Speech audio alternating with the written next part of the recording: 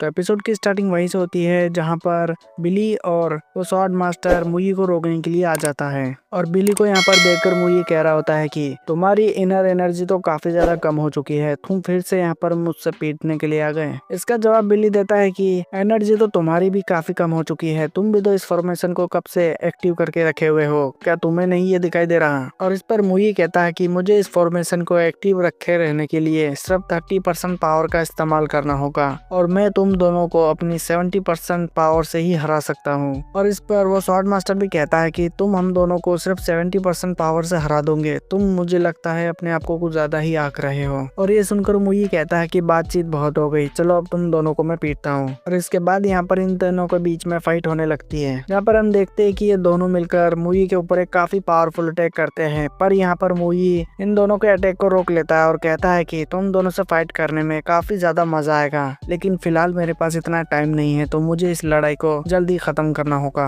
और इतना बोलकर इन दोनों को काफी दूर पीछे फेंक देता है। और इसके बाद यहाँ पर मुई यहाँ से पीछे हटने लगता है और ये देखकर बिली यहाँ पर कहने लगता है कि तुम इतनी आसानी से बचकर नहीं जा सकते। और ये दोनों उसका पीछा करने लगते हैं। और यहाँ पर पीछे में ली ड्यूक से कहता है कि क्या अब मैं मिस रॉय को जाके बचा लूं, जिस पर ड्यूक कहता है कि अभी नहीं, अभी रुको, अभी टाइम है। और जिसके बाद हम देखते हैं कि मुई उन दोनों से फाइट कर रहा होता है और इन दोनों को बड़े ही आराम से बहुत ही बुरी तरीके से पीट रहा होता है। और फिर यहाँ पर बिली और वो इमोर्टल मास्टर मुई के दोनों तरफ से उसके ऊपर अटैक करते हैं और इन दोनों तरफ से आ रहे अटैक को रोकने के लिए मुई यहाँ पर एक शील्ड क्रिएट कर लेता है, जिससे कि बड़े ही आराम से ये उस अटैक को झेल जाता है। और साथ ही यहाँ पर एक काफी बड़ा धमाका होता है और इस धमाके का फायदा उठाकर यहाँ पर ड्यूक कहता है कि अब तुम जाकर मिस रॉय को बचा सकते हो। और इतना सुनते ही यहाँ पर ली सीधे ही मिस रॉय को लेने के लिए चला जाता है। पर इतने में ही मुई की नजर ली के ऊपर पड़ जाती है और वो सीधे ही ली के पास पहुंच जाता है। पर ली को बचाने के लिए यहाँ पर बिली भी बीच में आ जाता है और वो ली को बोलता है कि तुम जाओ यहाँ से, इसको मैं देखता हूँ। और ली इतना सुनकर यहाँ से चला जाता है। पर इतने में ही मुई यहाँ पर बिली को बड़े ही आराम से धो डालता है और एक किक के साथ काफी दूर पीछे पहाड़ में फेंक कर मारता है। और इसके साथ ही वो यहाँ पर ली का पीछा करने लगता है। पर तभी यहाँ पर बीच में वो स्वॉर्ड मास्टर आ जाता है, जिसको कि मुई बिना ही रुके काफी पावरफुल उसके पेट में पंच मारता है, जिससे कि उस स्वॉर्ड मास्टर की मुंह से खून आ जाता है। और साथ ही यहाँ पर उस स्वॉर्ड मास्टर को किक मार के उस लेक के अंदर डुबा देता है। पर उतने में ही यहाँ पर बिली भी वापस आ जाता है मुई के ऊपर अटैक करने। पर मुई उसको बड़े ही तेजी से उसकी गर्दन पकड़कर उसको एक और पंच मारता है, जिससे कि बिली काफी बड़ी चट्टान में पीछे जाके लगता है।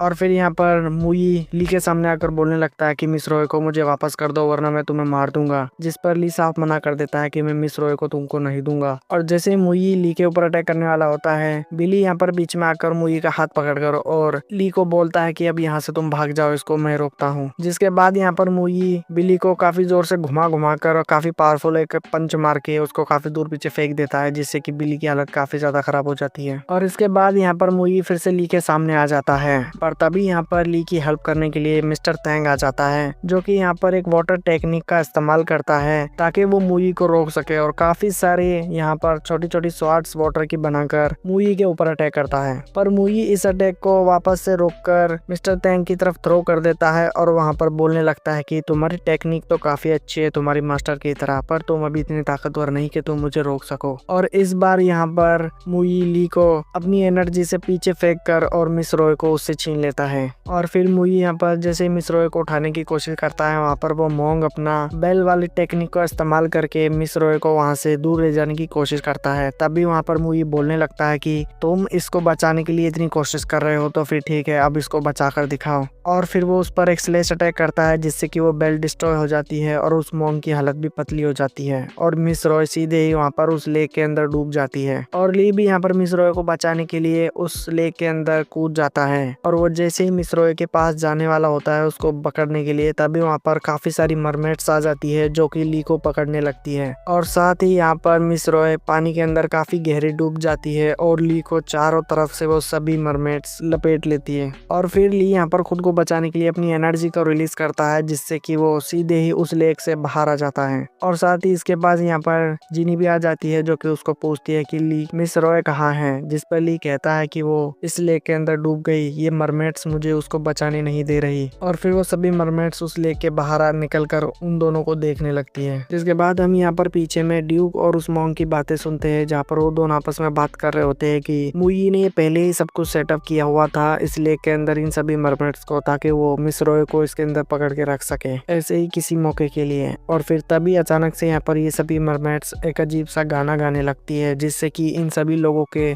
दिमाग के ऊपर एक इल्यूजन बनने लगता है। और फिर यहाँ पर इस गाने से जिनी और ली को एक दूसरे के अंदर मुई दिखाई देने लगता है, जिससे कि वो दोनों आपस में ही फाइट करने लगते हैं। और ये गाना सुनकर ड्यूक यहाँ पर उस मॉन्ग से कहता है कि ये गाना हम लोगों के दिमाग के ऊपर काबू कर रहा है, तुम्हें ही जाकर ली और जिनी को बचाना होगा। और इतना सुनकर वो मॉन्ग ली और जिनी को रोकने के लिए चला जाता है। और फिर ये यहाँ पर आकर इन दोनों के दिमाग के ऊपर एक टेक्निक परफॉर्म करता है ताकि वो इस गाने के सम्मोहन से बाहर आ सके। पर इन दोनों को यहाँ पर इस मॉन्ग के अंदर ही मुई दिखाई देने लगता है और फिर ये दोनों ही इस मॉन्ग के ऊपर अटैक करने लगते हैं। और इसके बाद यहाँ पर ये सीन चेंज हो जाता है और हम देखते हैं कि बिली को और उस स्वॉर्ड मास्टर को मुई ने बहुत ही बुरी तरीके से हरा दिया है। और फिर थोड़ी ही देर में यहाँ पर मुई ने जो फॉर्मेशन बनाई थी रिकार्नेट वाली, वो फॉर्मेशन यहाँ पर कंप्लीट हो जाती है। और फिर तभी उस फॉर्मेशन के अंदर से मुई की सिस्टर की सोल बाहर आने लगती है। और ये देखकर मुई यहाँ पर काफी ज्यादा खुश हो जाता है कि अब फाइनली वो अपनी सिस्टर को फिर से रिकार्नेट कर पाएगा। और फिर वो अपनी एनर्जी से मिस रॉय की बॉडी को उस सोल के पास ले जाने लगता है। और तभी यहाँ पर बिली खड़ा होकर मुई को कहने लगता है कि तुम इस हेवनली पाथ का इस तरह से इस्तेमाल नहीं कर सकते, ये गलत है। जिस पर मुई उसको जवाब देता है कि मैंने इतने सालों से कल्टीवेशन और इतना पावरफुल और इस हेवनली पाथ को इसीलिए मैंने सीखा है ताकि मैं अपनी सिस्टर को फिर से रिकार्नेट कर सकूं। इसके अलावा मेरा और कोई मकसद नहीं था इस हेवनली पाथ को सीखने का। और अब फाइनली मेरा मकसद पूरा हो जाएगा अपनी सिस्टर को रिकार्नेट करने का। पर तभी यहाँ पर अचानक से मुई के ऊपर एक एनर्जी से अटैक होता है और हम यहाँ पर उसी मास्टर को देखते हैं जो कि मुई के साथ प्रैक्टिस करा करता था उस श्राइन में, जो कि हमने पिछले एपिसोड में देखा था। और इस मास्टर का नाम भी हमें यहाँ पर पता चलता है जो कि तेंजी है। और तभी यहाँ पर तेंजी अपनी एनर्जी को रिलीज करता है, जिससे कि उन मरमेड्स के म्यूजिक यहाँ पर नलीफाई हो जाता है। और फिर यहाँ पर वो सभी लोग उस गाने के सम्मोहन से बाहर आ जाते हैं। और फिर तेंजी यहाँ पर मुई के पास जाकर बोलने लगता है कि काफी साल हो गए तुमसे मिले हुए और अब मुझे लगता है कि मुझे तुमसे बात कर लेनी चाहिए। और इस बात के साथ ही यहाँ पर ये एपिसोड एंड हो जाता है। तो उम्मीद है कि आपको आज का एपिसोड पसंद आया होगा। अगर पसंद आया है तो इस वीडियो को एक लाइक करके चैनल को सब्सक्राइब जरूर से कर लेना ताकि आप इसका आगे का एपिसोड भी देख सको। तो मिलते हैं इसके अगले एपिसोड में, तब तक के लिए बाय, थैंक्स फॉर वॉचिंग।